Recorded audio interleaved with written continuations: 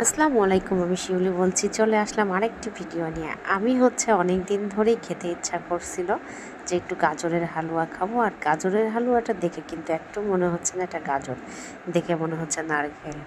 কিন্তু আমি এটা গাজর একদম ব্লেন্ডার করে নিয়েছিলাম, এই জন্য দেখতে এমন হয়েছে। কুচি কুচি গাজর দিয়ে এই হালুয়াটা করলে এত সুন্দর হয়, মাশাআল্লাহ, খেতেও খুব দারুণ হয়েছিল।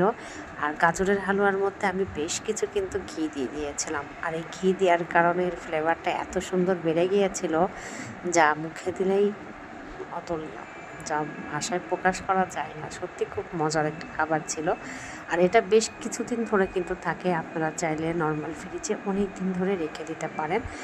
আর এভাবে কিন্তু গাজরের হালুয়াটা করলে বেশ অনেক দিন ধরে থাকে। এটার মধ্যে তেমন কিছু না, তেজপাতা, এলাচ, দারচিনি, তারপর চিনি আর গুঁড়া দুধ, এগুলো। আর লাস্টের দিকে কিছু বাদাম দেওয়া হবে, কিশমিশ দেওয়া হবে, আর ঘিটাও দিয়ে দেওয়া হয়েছিল। ঘিটা দেওয়ার পরে এটাকে অনবরত নাড়তে হবে, নাড়তে নাড়তে হালকা একটু ভাজা ভাজা টাইপের হবে, ঠিক সেই সময় নামিয়ে ফেলতে হবে।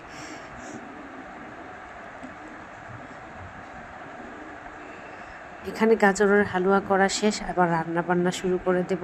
আর এই রান্না করার জন্য এখানে চিকেন রোস্ট করা হয়েছিল। চিকেন রোস্টটা করা হয়ে যাওয়ার পরে উপরে একটু বেরেস্তা দিয়ে দিয়েছিলাম, বেরেস্তা দিয়ে রেখে দিলাম।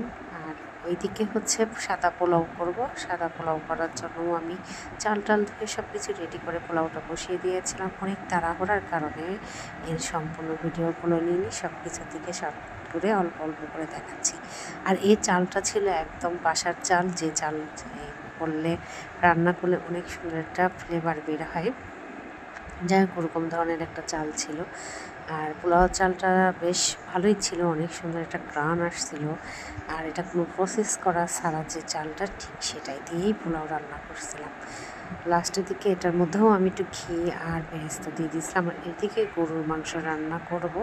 গরুর মাংস রান্না করার জন্য আমি সব কিছু একদম মাখিয়ে সুন্দর করে বসাই দিলাম। বসাই দেওয়ার পরে এটাকে আস্তে আস্তে করে সব কিছু রান্না করে ফেলবো। হঠাৎ করে মিষ্টি খেতে ইচ্ছা করছিল বলেই সবার আগে গাজরের হালুয়া করছিলাম, আর তার সাথে সাথে এইসব রান্না একবারে কমপ্লিট করছিলাম।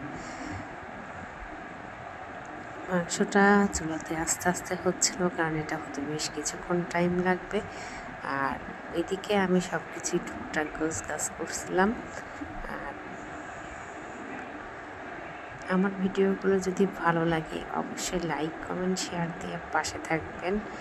আর গরুর মাংসের পাশাপাশি একটু খাসির মাংস রান্না করা হয়েছিল। খাসির মাংসটা এত মজার ছিল, একদম অনেক তেল বের হচ্ছিল, দেখে খুবই লোভনীয় লাগছিল আমার কাছেও। বেশ আমিও মজা করে খেয়েছিলাম। আর এই মাংসটা এক ভাবি আমাকে দিয়েছিল, আমার পরিচিত অনেক ক্লোজ ভাবি, সেই ভাবি এই মাংসটা দিয়েছিল, তাই আমি মাংসটা রান্না করছিলাম।